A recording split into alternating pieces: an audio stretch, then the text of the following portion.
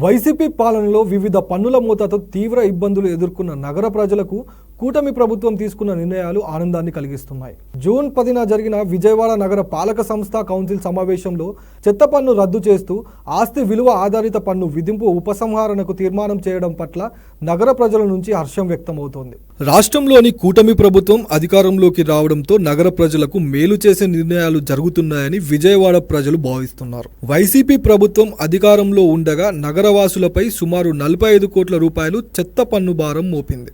మరోవైపు గతంలో ఎన్నడూ లేని రీతిన ఆస్తి విలువ ఆధారిత పన్ను విధానాన్ని అమలులోకి తెచ్చింది. ఫలితంగా భవన యజమానులపై 30 కోట్ల రూపాయల అదనపు భారం ఏటా 15% చొప్పున వడ్డిస్తూ వచ్చింది.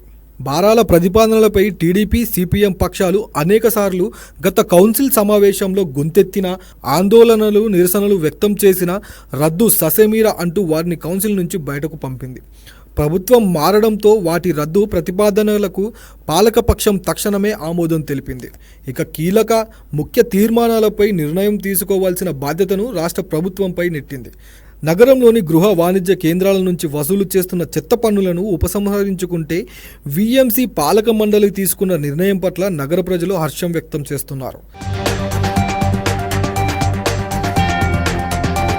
వైసీపీ అధికారంలోకి రాకముందు అద్దె విలువ ఆధారిత ఆస్తి పన్ను వసూళ్ల ప్రక్రియ అమలులో ఉండేది. వైఎస్ఆర్సీపీ అధికారంలోకి వచ్చాక నివాస భవనాలపై 0.13% ఆస్తి పన్ను పెంపుదల చేసింది.